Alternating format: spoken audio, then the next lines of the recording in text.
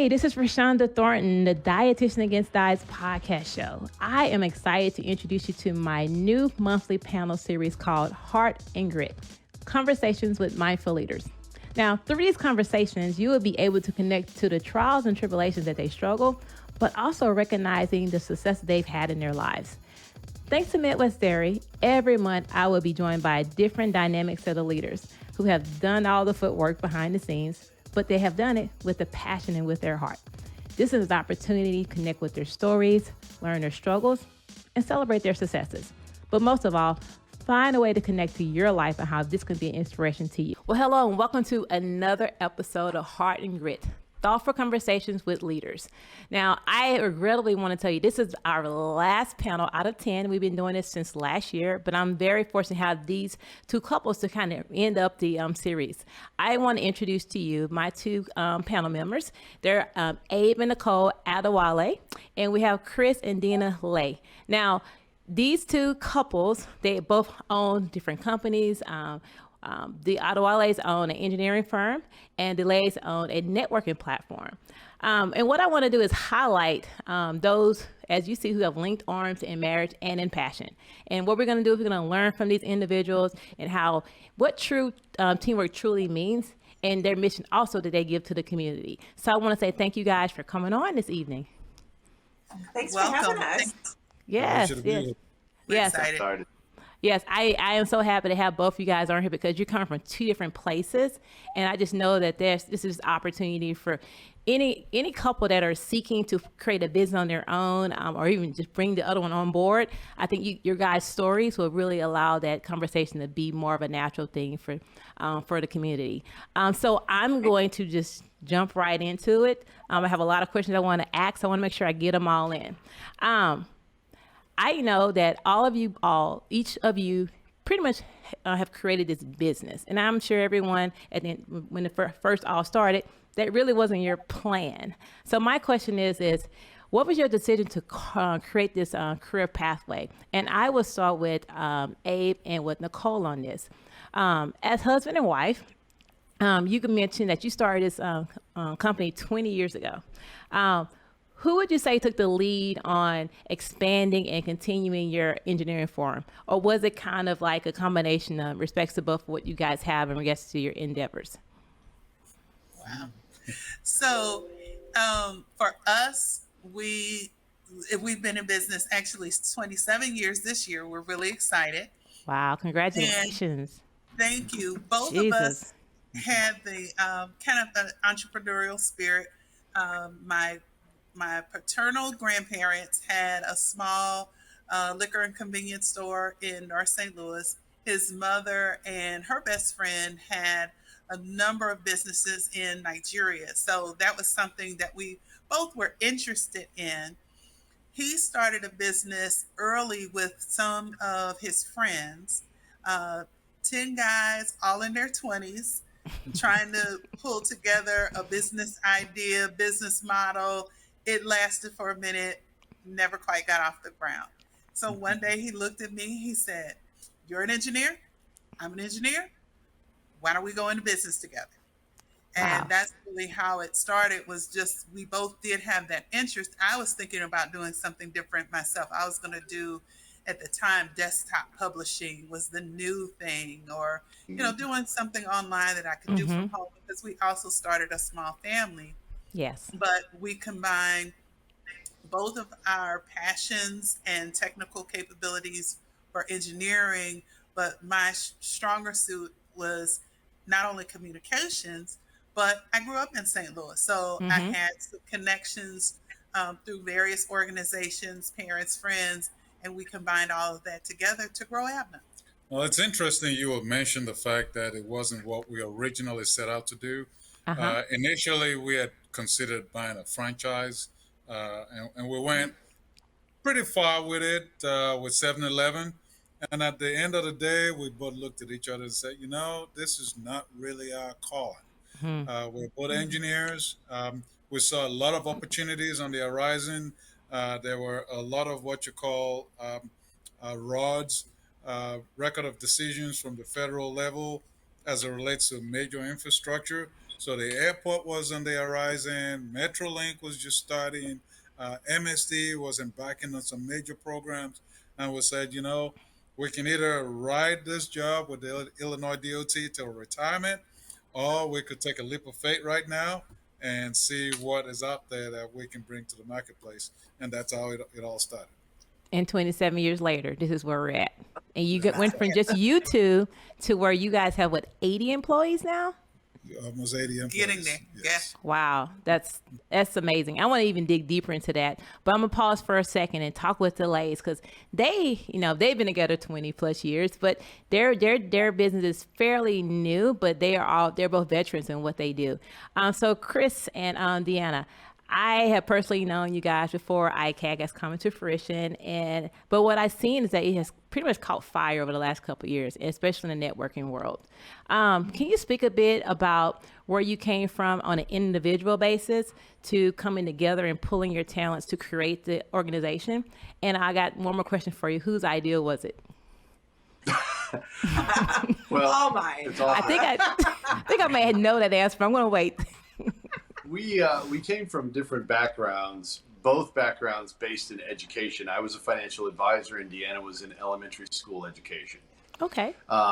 We had always had a desire as a couple to work together, and we've always had kind of an entrepreneurial bug about us as well.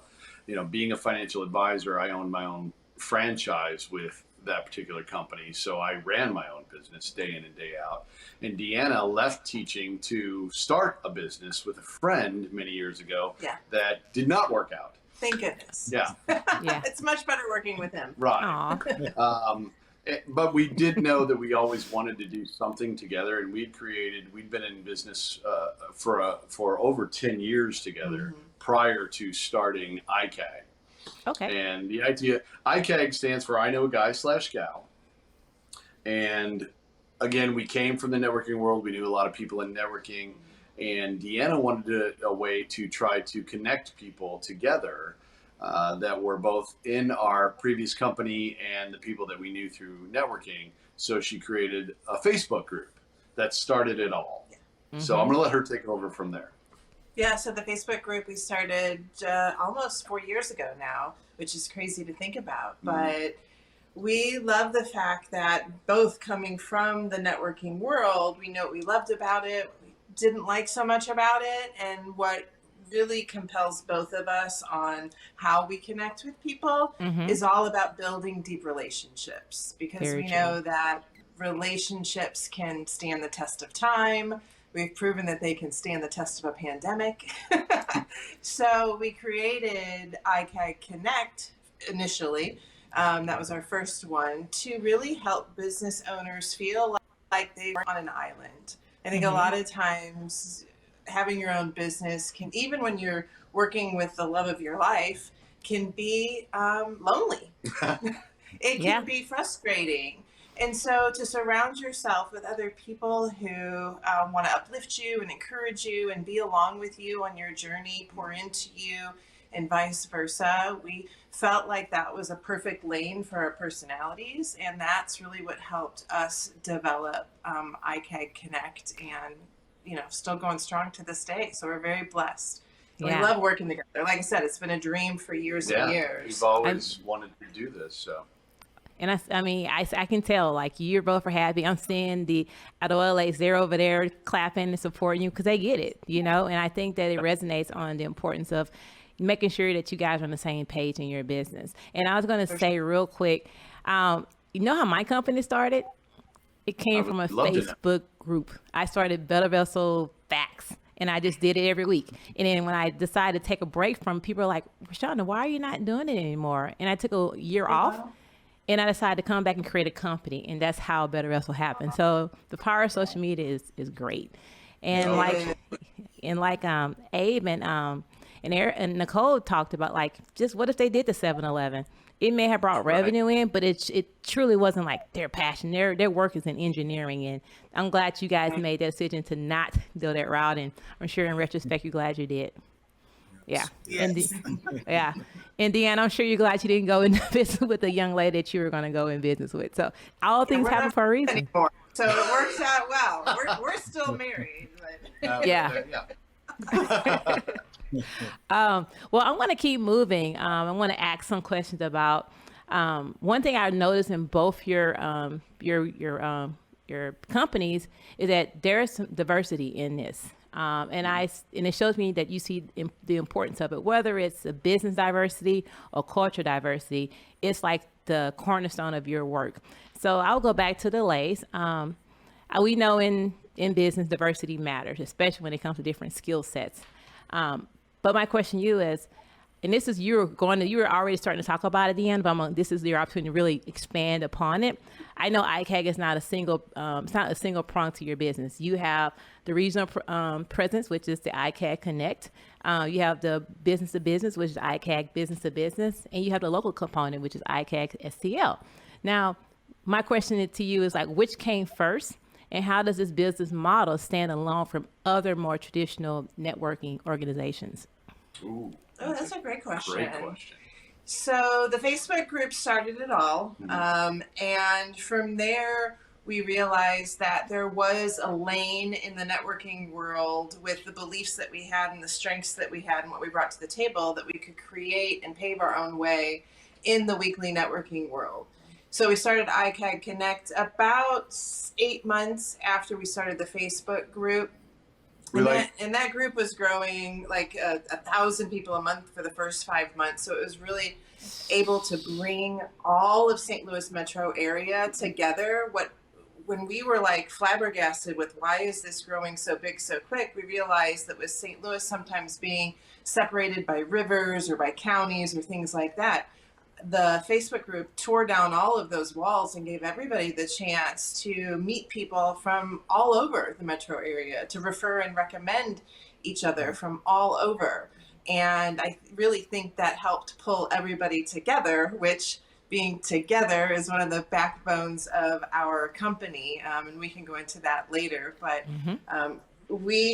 so ICAG Connect and our granddaughter were born on the very same day. Oh. That's your measuring stick. That's right. I like to say both of our babies were born on the same day. It's actually a very special date. October 2nd we'll never be able to forget that day. Yeah. But what we realize is that, and we're constantly innovating, we're constantly trying to bring new things to the tables, way to give exposure to our members, way to help them connect even deeper. And so our creativity and where our strengths lie is never just saying, okay, well, here's the program, this is what the program is, and this is what's going to be forever, but always trying to innovate and come up with new ways to help people connect deeper so they can not only get their business out there more, but so they can support each other's business growth as well. And that's really helped us develop the ICAG B2B, which there's really not a way for business to businesses to network with those deep relationships involved. And then the website directory that we have is a way for businesses to really put their best foot forward so consumers can have an easy way to choose them to do business with. Right. And so everything at the heart of what we do is all about togetherness and helping people show up as their best selves and then support each other from there. Ditto. What she said, huh? No, I think that's great. And even the acronym ICAG, it's so casual. It makes the person feel like it's business, but it's like, I know a girl, I know a guy. Like it's an easy way to create a conversation. Like, how are you going to help others? And I think that to me is what represents I know a gal, I know a guy. And yes, I've seen, my name is tagged on several different things. I'll go in there. If I need anything, I have been participating and asking, and the response and the kind of support you get, like, you just never know who knows what or who knows who. So platforms like that, it's the perfect hub for anyone that is building their business or want to connect with other people and have trusted people that are referring out. Yeah, exactly. So loving it. All about relationships. Hey, you get this, Rashonda. All right. Good night, everybody. Yep, we're done. No, I definitely know how true relationships are. Even Nicole, you relate to that when you said that's how you're able to get your business going, because you've been here in St. Louis, and like, because you know the community, you grew up here, it's easy for you to kind of build those connections as we're building your business out. So at the end of the day, what creates business is those relationships, and I stand behind that 100%. Yeah. Absolutely. So going back to you guys, the Adewales, what stood out in your bio about your company? We're talking about diversity. Is that it's been coined the United Nations of the engineering world, and from what I see, you have a diversity of race and culture within your employees' profile. Was this intentional? And if so, why is it such a significant component in your business? Well, it was intentional. We had always seen ourselves as an environment where people from all over the world could come into, um, teach each other, learn from each other, and then bring different perspectives. At the end of the day, we as engineers are problem solvers, and we need people who will bring a diversity of thought, diversity of approach. And when you attract people from all over the world, literally, the way we do things here in the States is different from how people do things in Israel or people do things in Africa. And when you bring all of those people together, you'll be amazed at the kind of solutions that they bring to the table. And so that has been a strategic differentiator between us and our competitors is that we leverage a lot of that international expertise and allow people to just bring their very best knowledge base to the table. And what I'd like to add to it is, though, how did we get there? It's not, okay, I need somebody from this country and this background and this faith tradition. We cast a very wide net when we're looking. We look in so many different places. We do look on the traditional platforms, the traditional employment social media platforms for people, but we also go to professional organizations. We also go to cultural affinity groups, Okay. cultural affinity associations that we are engaged with.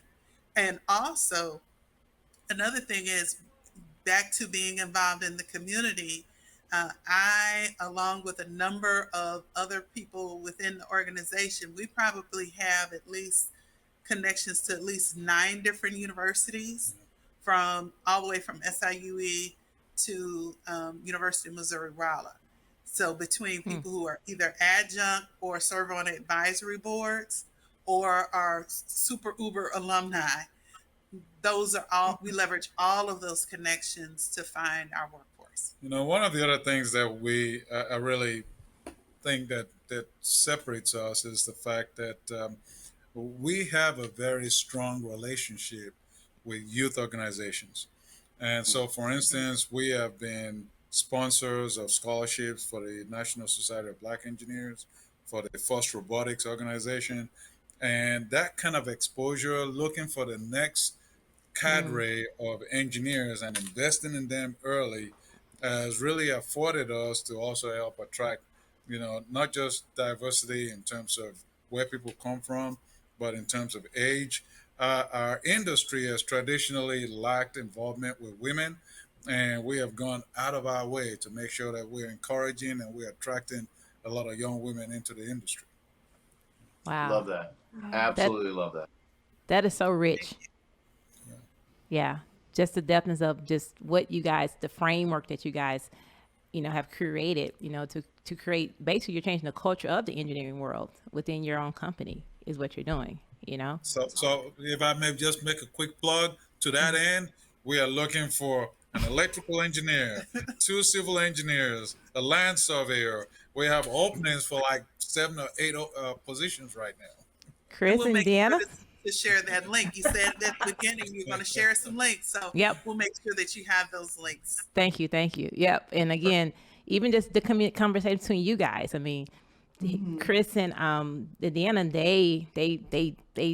they involved us deeply into different companies and professionals. So again, this could be an opportunity right here. Well, the great thing. Introduction, I'm already excited about getting to know them and just looking at their interaction. I can tell that it's just so much like us, and so interesting that Deanna was the one that started a business and then looked at the husband and said, well, why don't we go together? And it was the opposite for us. So we're just really pleased. It's so excited. Awesome. The great thing about having the relationships that we have worked really hard to help people understand that you don't just look at an individual based upon what they do for a living. You look at an individual based upon who they are. Because St. Louis is a big, small town, and you have no idea who knows who and how you can help each other if you don't take the time to get to know those people. And realizing that everybody brings value to your life is part of the culture of ICAG. It's not about what people do, it's about who they are. And again, although we don't have a whole lot of engineers running around ICAG, I guarantee that the people of ICAG know people in that world. And it's really just a matter of then being bold enough to say to them, hey, who do you know that's in engineering, or who do you know that's in school for engineering right now? I have an incredible couple I'd love for them to meet. And that's how it In works. fact, we have good friends whose daughter just started at S&T this freshman week. year. Yeah. Wants to be an engineer. Oh my goodness. Yeah. So yeah, we've got the hookup down there. Way to go, Rashonda. There you go. Yeah.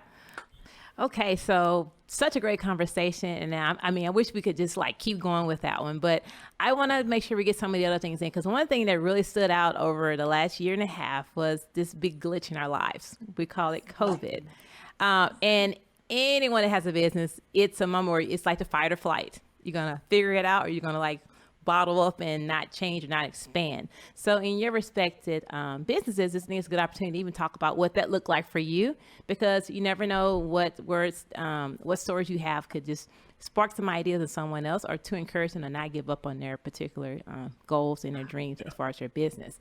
So I'm going to go back to you, Nicole and Abe. You guys, sure you can speak upon this. Now, as I said earlier about with COVID, it affected everyone's businesses differently. Not only their business, but their personal life. So many moving pieces that became unexpected.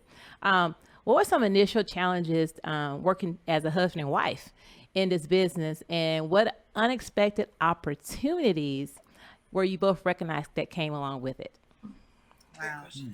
So, well, let's just start with the obvious: husband and wife, and somewhere around maybe not right that second week in March, but somewhere towards the end of March, early April, we did shut everything down, but not quite. So we are technically an essential business, and the type of work and skill sets we had people where we could not completely shut down. We have people who are land surveyors, we have people who test materials, and a lot of the infrastructure projects that were funded continue to go on.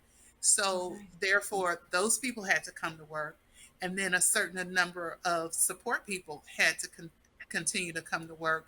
But as many people as could work from home went home.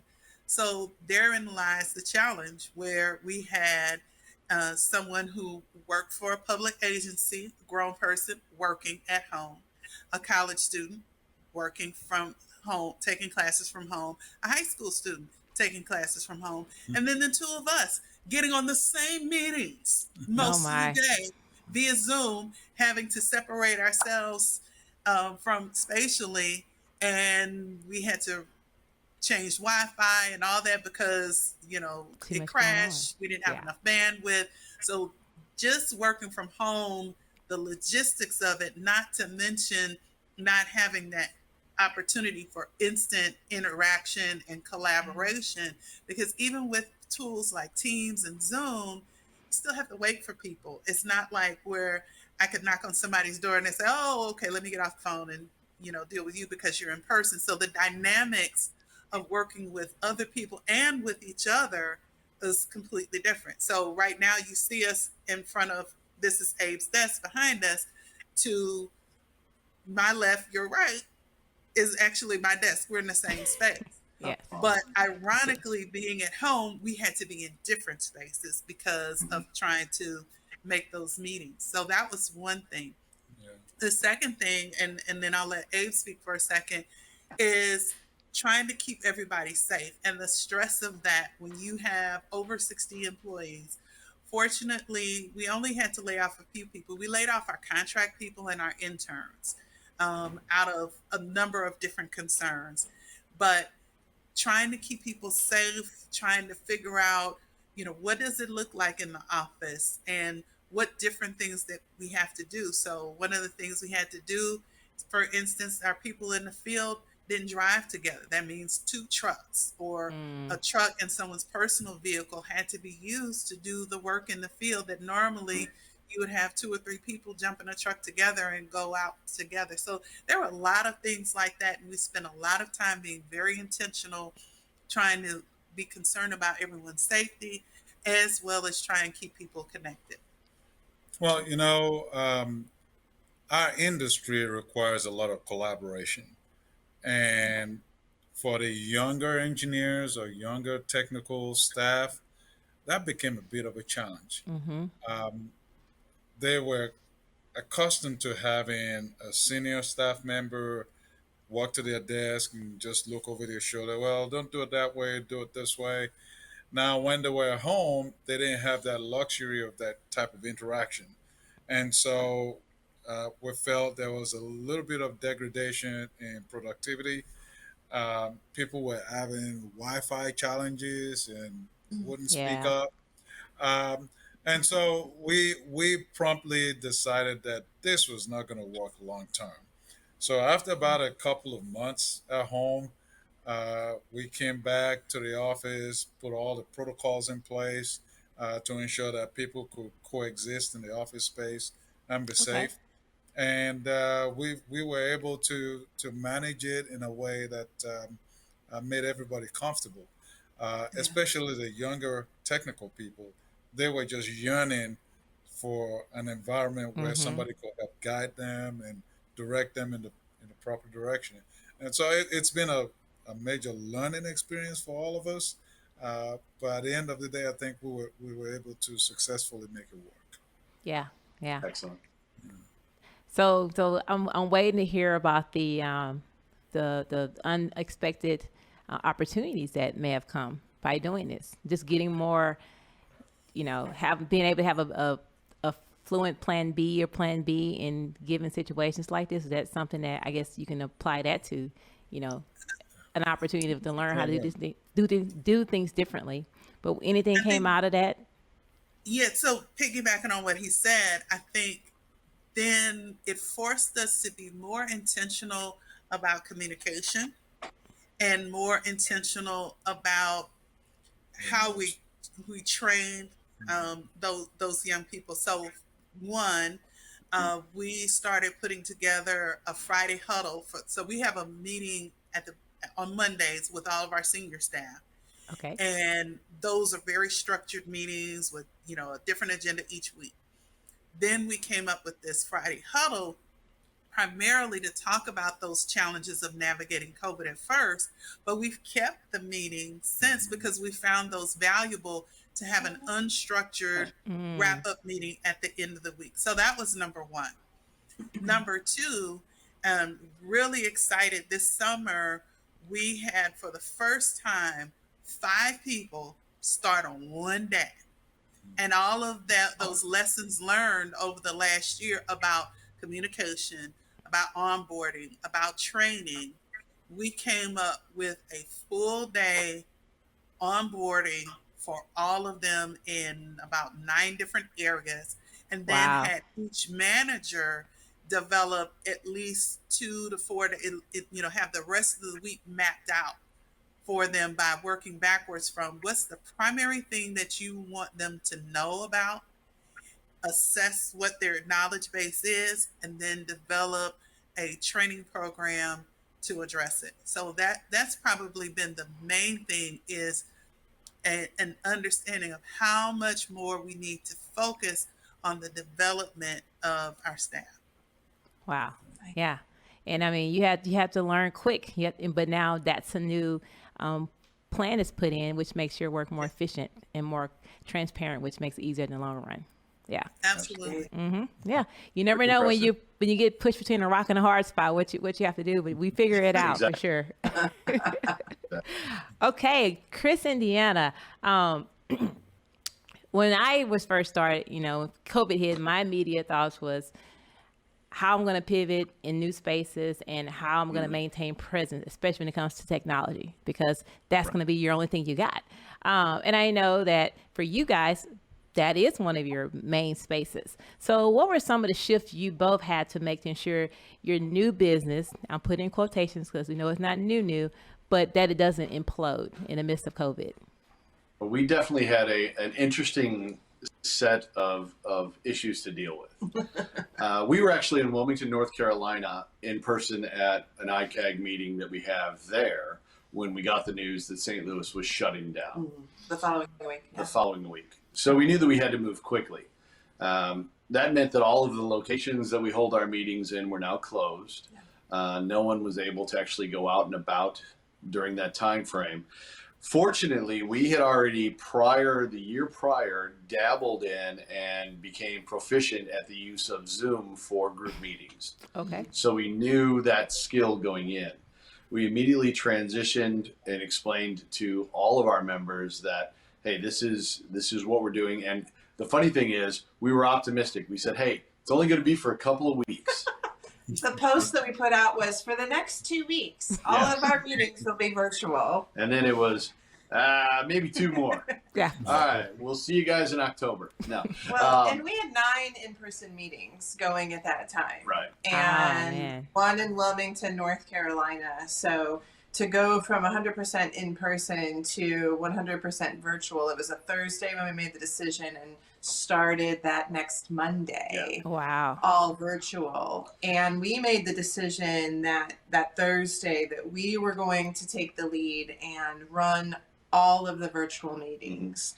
Now we have team leaders in place for the in-person meetings, and they were, at their various locations running the meeting from beginning to end. And we would visit them, of course. But because we knew that there would be businesses decimated overnight, right? We have a DJ, event planner, travel agents, caterers, so many businesses that literally went away overnight. Managing emotions, maintaining consistency and stability, keeping people uplifted. Yes. Our meetings became a COVID-free zone. Later in the year, they became a politics-free zone because we wanted a place for people to leave the world behind them for an hour and a half. And they could pop onto as many meetings as they needed to, whether they were in Wilmington or St. Louis.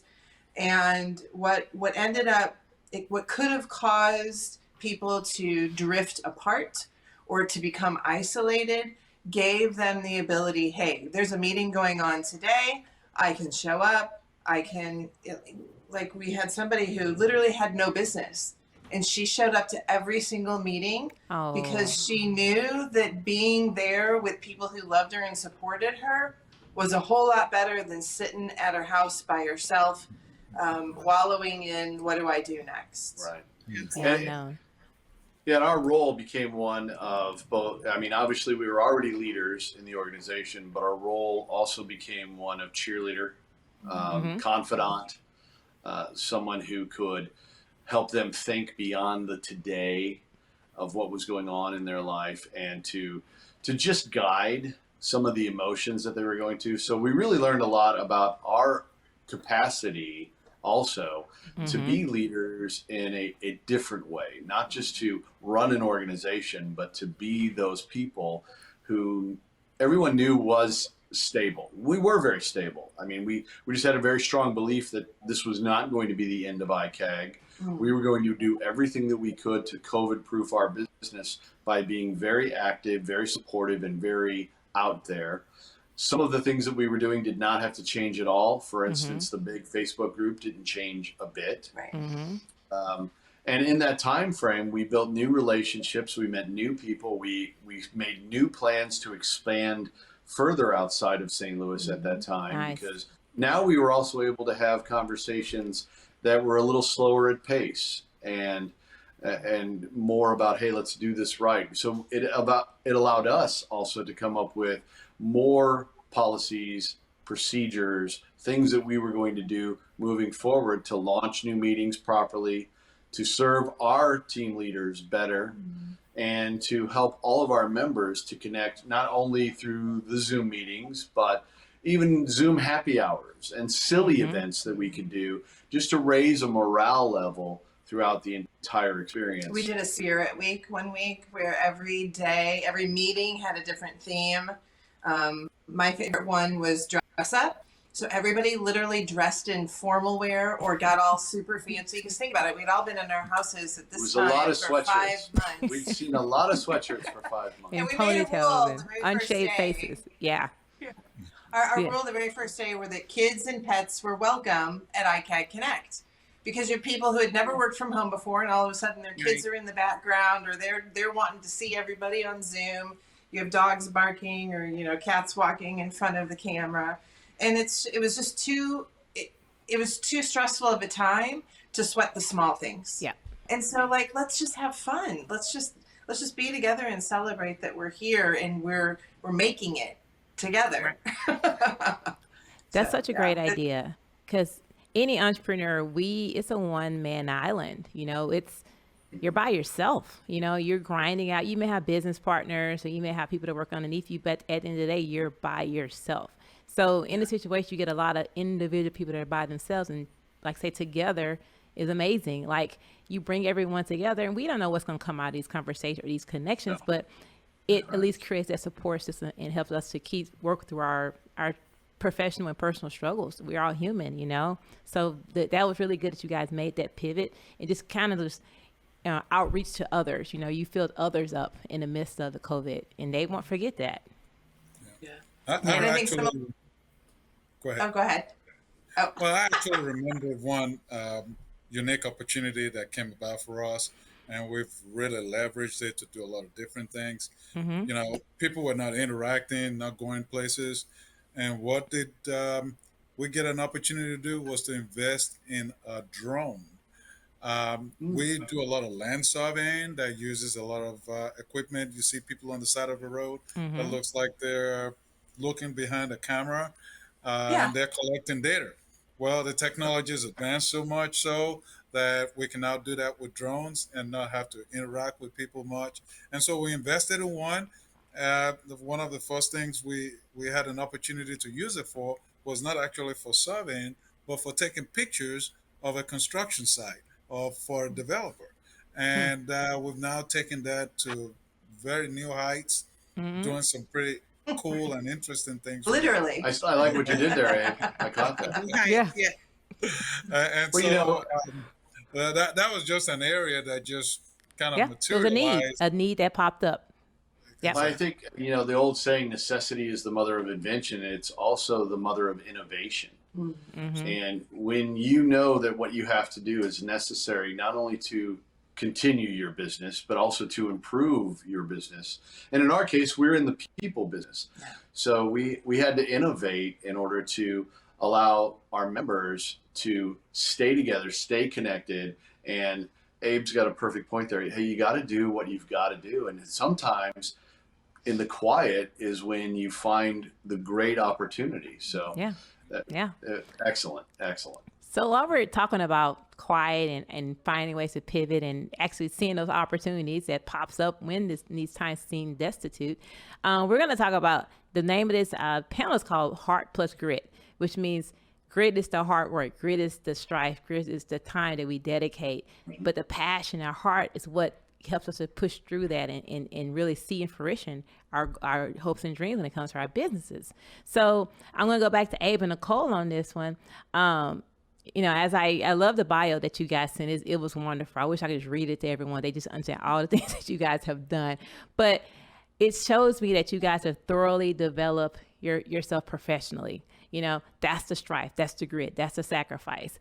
And the passion, the heart, what comes out of is that I also see your time that's dedicated to spilling into other organizations, nonprofits, churches, you name it.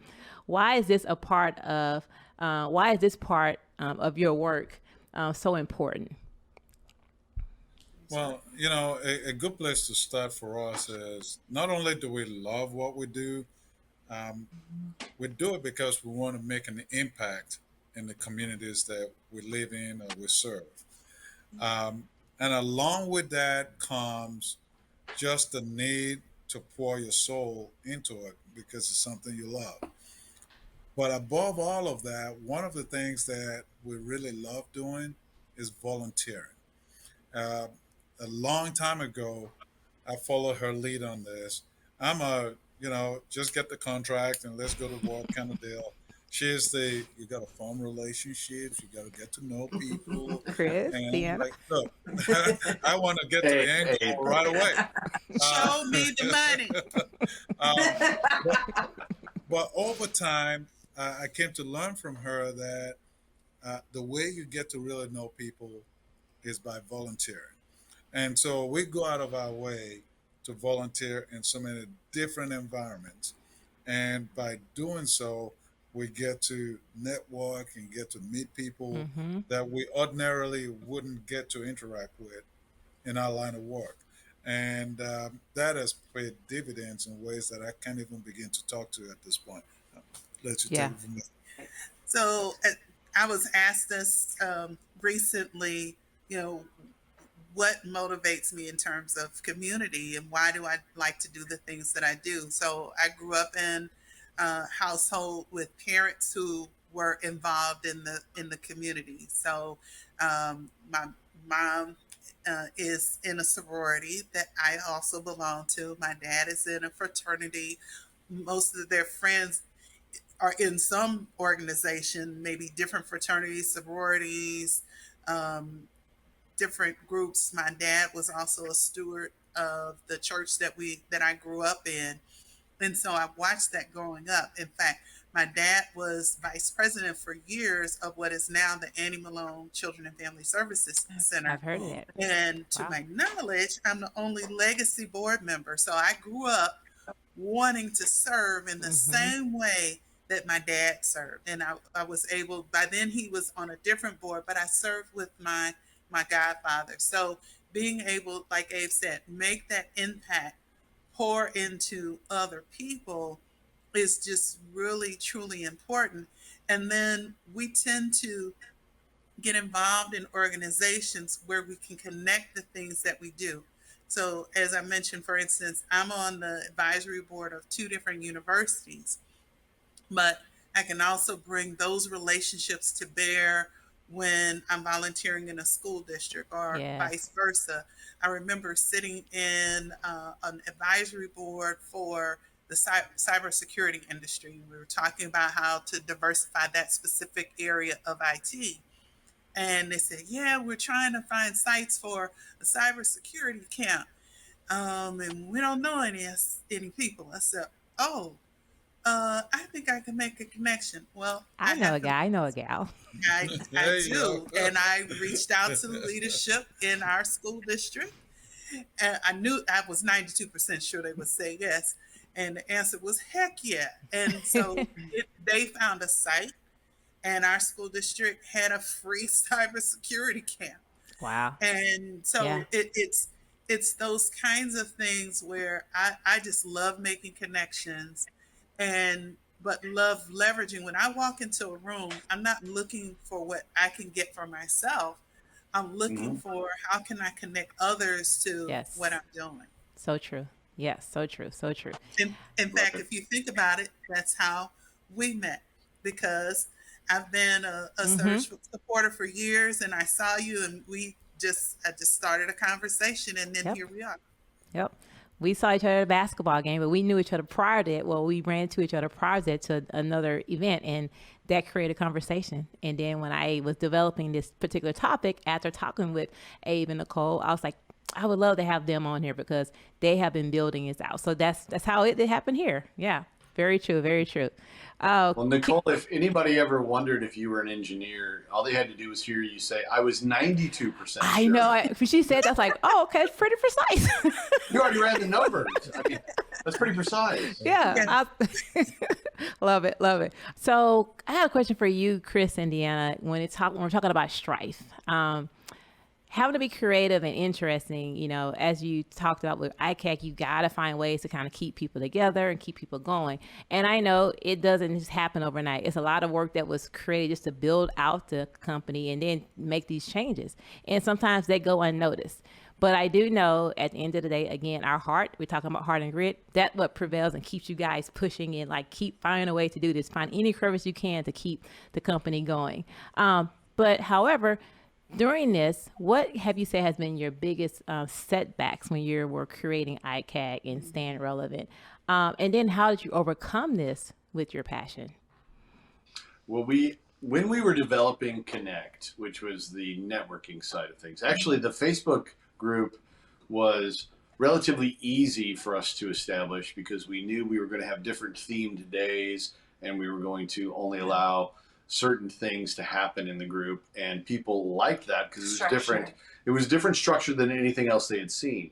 Now, when we were creating Connect, we were sitting in front of our whiteboard for 3 months solid, so writing things down, scratching them off, and really going in depth about what we wanted the culture of iCAG Connect to be, not just here's a networking group, let's get together, let's make some money, look at us.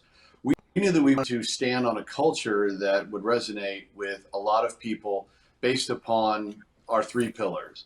And that's collaboration over competition, the idea that somebody else's success never means your failure.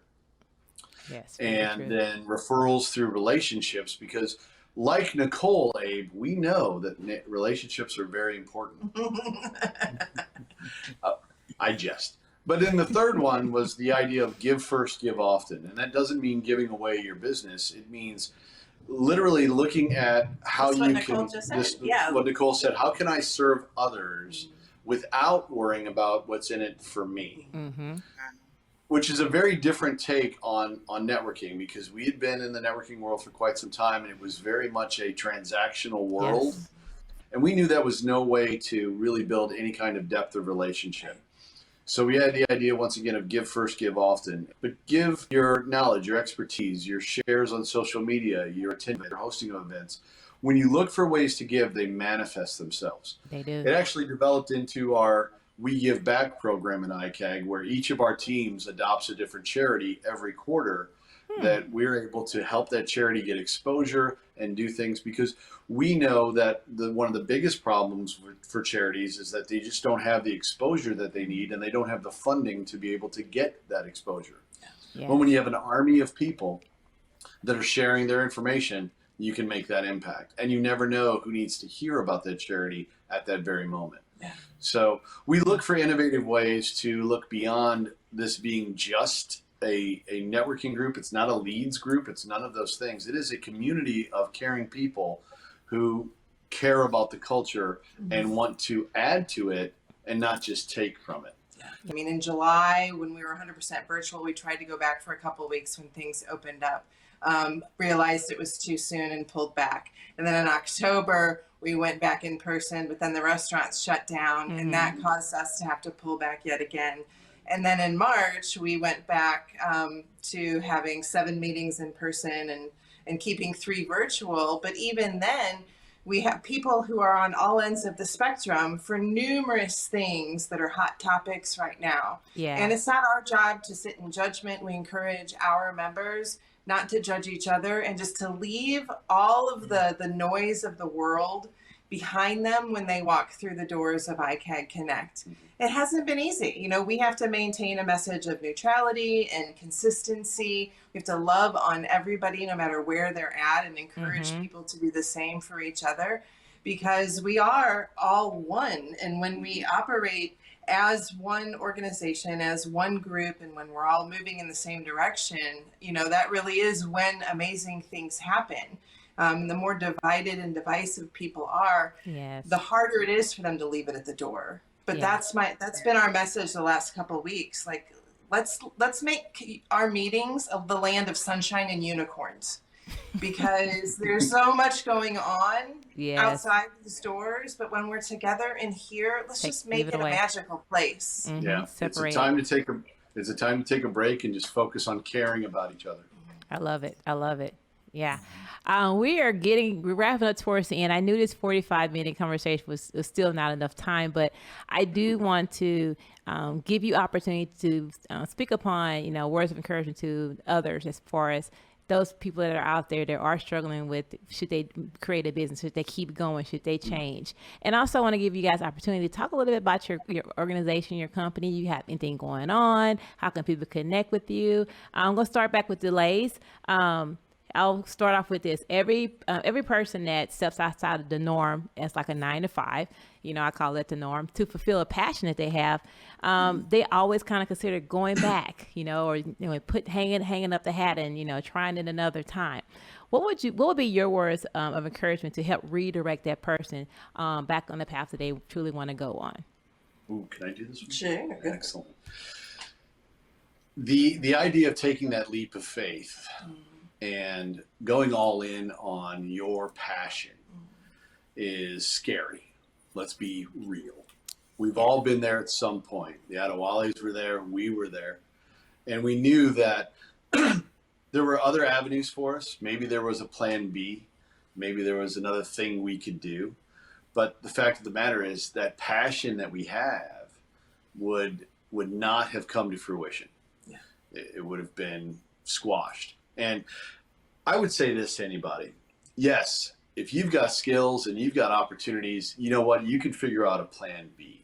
Mm-hmm. But if you know in your heart that your passion is really where you want to go and what you want for yourself, one of my greatest mentors asked me that question when I was young. What do you want for yourself? And it's not a selfish question. It's an understanding of what you want and what you don't want as well. And when you're building a business, starting it from scratch, taking that leap, you've got to know that no matter what, you're going to be okay. It's not the end of you if it doesn't work out the first month, the first year. Keep going, keep the passion strong if you have the belief, and also know that no matter what happens, you're going to be okay. Yeah. Fail forward. Yeah. Fail forward. Everything's a lesson. It's never a failure. It's always a lesson. And when it comes to deciding whether to work with your significant other or not, it really boils down to appreciating each other's strengths. Yep. And realizing that the person sitting next to you doesn't have to operate the same way as you, doesn't have to think the same way as you, they don't have to do things the same way as you, but what they bring to the table is so special. And I think when we recognized each other's differences, actually added more to our working relationship. Yeah. That's when we really started to grow, as opposed to pointing fingers at each other about what we weren't, seeing, what you aren't actually adds so much value to our business, and vice versa, and the strengths grew from there. And it's so important when you look at the person that you have to work with and live with. Oh. I know. It's a slippery slope there, but you guys make it work. She's a saint. Well, how can we learn about ICAG? What are the websites that we can go to? You guys have any networking events or relationship events that are coming up that we can let people know about within the next couple of weeks? Absolutely. So the easiest way to learn about ICAG is to go to our website, and it's IKAGG1, the number 1.com. And you'll see all of the different things that ICAG provides in the community. Yeah. You can also check out one of our in-person meetings here in St. Louis. The schedule is all there under Connect. You can look at the B2B platform that we have. You can learn about our social media platform through Facebook. And you can really learn about what we are as a cultural organization and how we believe that together is amazing. And when we're all together, pulling in the same direction, trying to help others and help each other to grow, we can accomplish amazing things. So that's where you can find all of our goodies. Love it. Love it. Thank you, Chris and Deanna.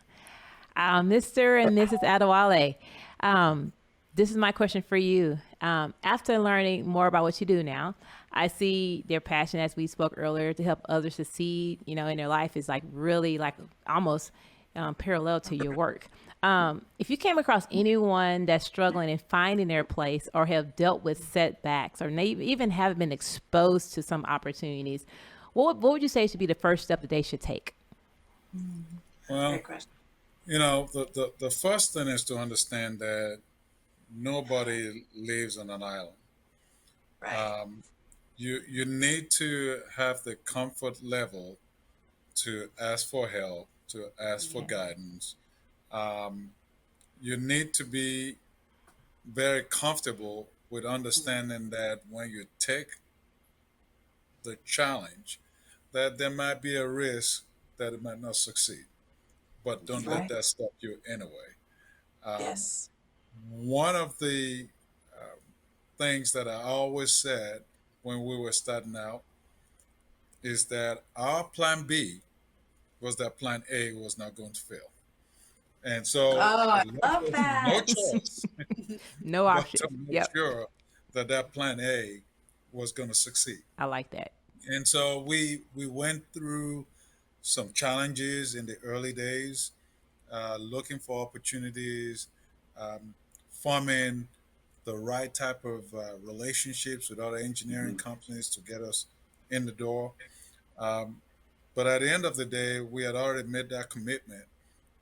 Like Chris said, if it didn't work out, I could go back and go stock shelves at Schnucks or something. Mm-hmm. You'll be okay. You'll find something else to do. But we made a commitment from Jumpstart that whatever it took, we were going to do to make sure our plan A was successful. I love And that. just don't look back. Don't Hmm. let people convince you that it Mhm. can't be done. Very true. Uh, Yeah. if, Right.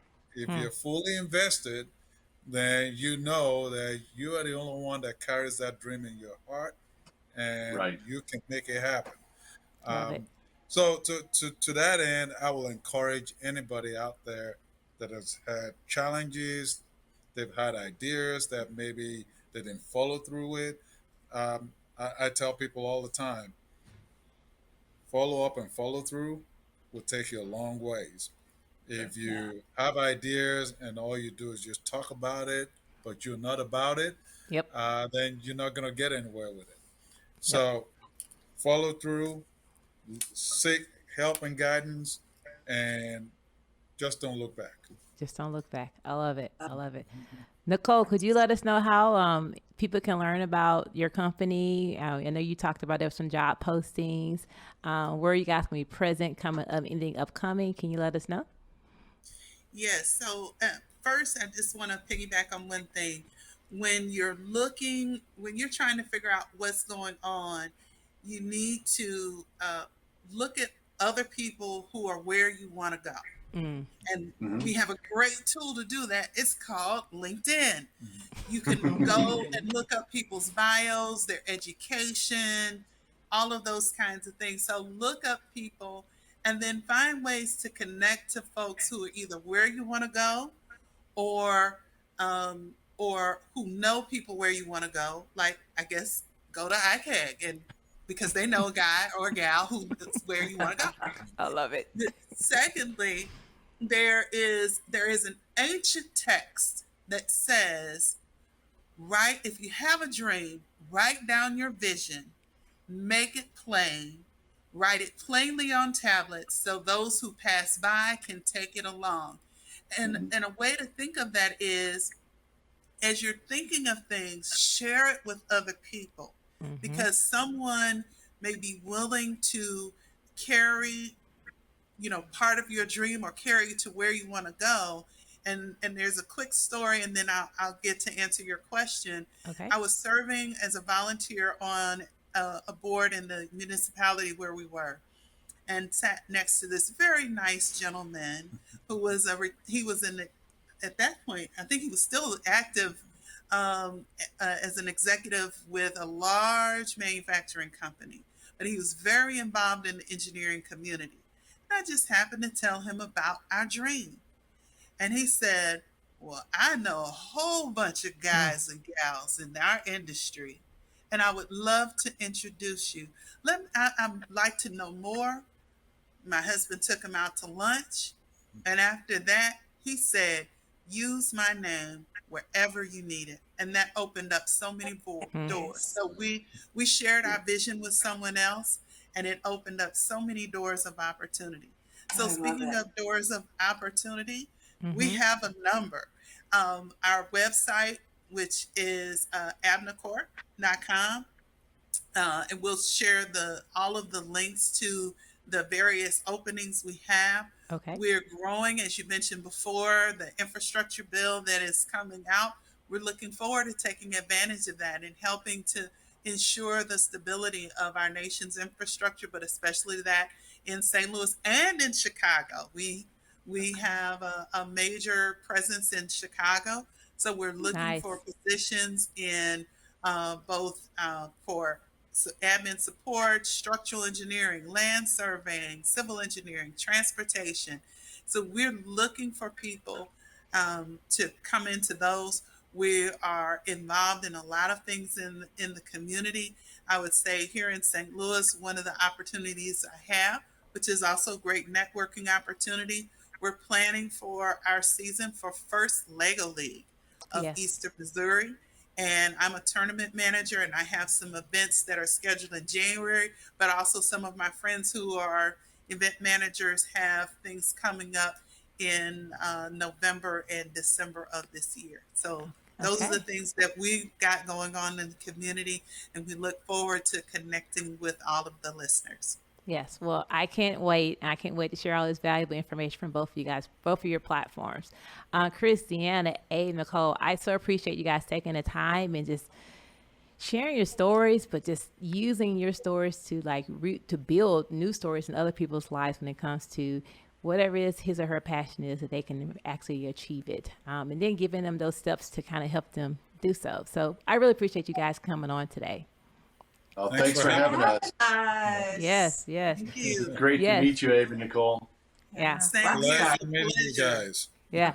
So this is a close to the Heart and Grit panel series. I'm honored to have this group of individuals that have come together and gave me a solid close, but I'm hoping that this is still the beginning of your own Heart and Grit journey, and that one day you have a story to tell on your own.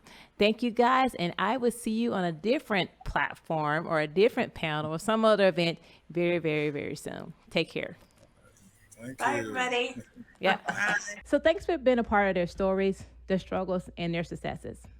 Because of the work of the local dairy farmers and efforts from Midwest Dairy, we were able to bring more monthly conversations to you from mindful leaders that can be able to come to the table and tell you about their own path that can inspire you.